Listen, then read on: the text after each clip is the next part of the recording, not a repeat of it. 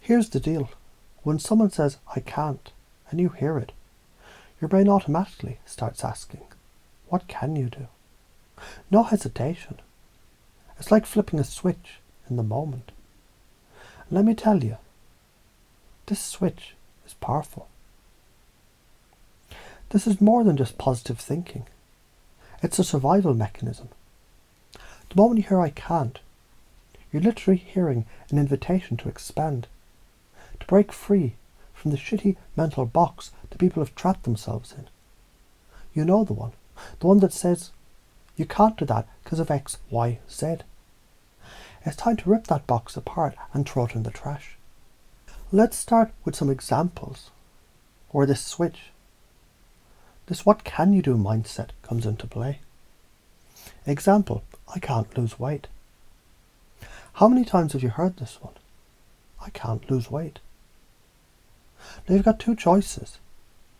You can stay stuck in that victim ass, I can't space. Or you can ask, what can you do to change this? This is where the magic happens. The second you ask, what can I do? Your brain starts looking for answers. Maybe it's going for a walk after dinner instead of crashing on the couch. Maybe it's drinking more water. Maybe it's cutting back on those damn sugary snacks that you mindlessly scarf down while watching Netflix. All of a sudden, your brain is alive. Your body's moving. And you're doing something, even if it's small. That small action, it adds up. That momentum becomes a freaking avalanche of results. So now you're no longer stuck in I can't. You're in the driver's seat. You've got control. I can't get a job. Alright, let's break this down. Why can't you? Are you really telling me the entire universe is conspiring against you? Or is it that your brain is just shut down and given up? Ask yourself, what can I do? Maybe you haven't updated your resume in 6 months. Maybe you haven't networked enough. Maybe you're not applying in the right places. Or maybe you're playing the I'm not good enough game in your head. By asking, what can I do? You're unlocking the doors to action. You're making a decision to put the I can't to bed and to ask, what's the first step to getting what I want? You might need to upgrade your skills. You might need to send out 50 applications instead of 10. But now you're doing something.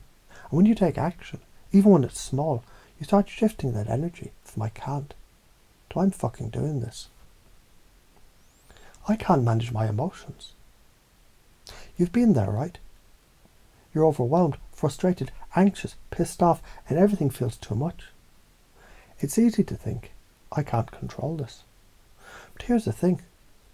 That's not true. The moment you ask, what can I do? Your brain, it starts to solve the damn problem.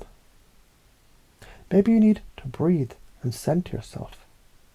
Maybe you need to journal it out. Maybe you need to pick up the phone and talk to a friend instead of bottling it all up. What you're doing is building emotional intelligence. You're no longer stuck in helplessness. You're stepping into action. The power of chunking up and chunking down. Here's a secret. When you're stuck in I can't, you're usually focusing on the big picture. You're stuck in the abstract, overwhelming ideas like, I can't lose weight, or I can't find a job. That's the big, scary stuff that feels impossible to tackle, and you freeze. But here's how you can chunk down. When you ask, what can I do? You're breaking down the task into smaller, manageable parts. Suddenly, it's not about the whole mountain you're facing. It's about taking one step. So instead of thinking, I need to lose 30 pounds, you think, I can go for a 10-minute walk today. That's actionable. That's something you can do.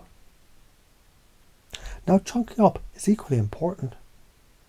Once you've taken that first step, you can ask, what will happen if I keep doing this? You're building a mental framework where you can zoom in on the details, then zoom out to see how those details are part of a bigger, meaningful goal. And this keeps your brain focused, sharp, and ready to move forward. Criterion value elicitation. This is where you start tapping into the emotional core behind what you're doing. Why is it that you want to lose weight? Why is it you want a better job? What's at stake if you don't take this action? This is where you really get into the heart of the matter. When someone says, I can't, the question that follows is, what can you do? But then you go deeper and ask, what would that action bring you? For example, if you're stuck in the I can't mode about losing weight, ask yourself, what does losing weight mean to me? Maybe it means more energy. Maybe it means feeling confident at the beach. Maybe it means being able to play with your kids without getting winded. That emotional core, that drive, it becomes your fuel. And when you tie your actions to what really matters to you, the I can't fades away. The science behind it. Why does this work? The short answer is neuroplasticity.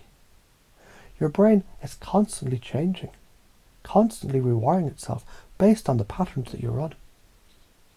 When you focus on the I can't mindset, you're reinforcing those neural pathways. It's like laying down a path to the grass every time you say, I can't. But when you ask, what can I do? You start creating new neural pathways, healthier, more empowering ones. You're training your brain to focus on what's possible instead of what's impossible. The karma of not doing it. Here's the deal. If you don't ask yourself, what can I do? You're not just leaving opportunities on the table. You're holding yourself back. You're choosing to stay stuck in the comfort of I can't, when you have got the power to shift. By staying in that place, you're not just missing out on growth. You're actively denying yourself a chance to change and improve. That shit builds up, and eventually it festers. You wake up one day and you realise you spent years avoiding growth because you let I can't control you. Why are you afraid to ask, what can I do? Let's be real. The reason you're afraid of asking is because you fear failure. You fear the unknown. You fear judgment. Maybe you're afraid people will think you're crazy for trying something new, or that you'll fail and be exposed for not being good enough. But here's the thing. Every time you ask, what can I do? You're stepping outside your comfort zone. And fear, my friend, it's just a sign that you're on the verge of something amazing. The top patterns that hold you back. Perfectionism. Thinking everything needs to be perfect before taking action. Procrastination. Waiting for the right moment instead of just doing it now. Self-doubt. Believing you're not good enough to make change. Blame. Pointing fingers at others instead of asking yourself, what can I do differently? Helplessness. Believing you've no control, so you do nothing. Pacing and leading with this mindset. Here's how you really use this in conversations. You pace where they're at. You recognise their I can't, and you meet them in that moment. Then you lead them gently, slowly, to the what can you do mindset. You've got to tap into their emotions, their beliefs, and guide them. Lead them from stuck to solution-oriented, from powerlessness to powerful. And when you use their beliefs and values to guide the shift, that's where the real magic happens.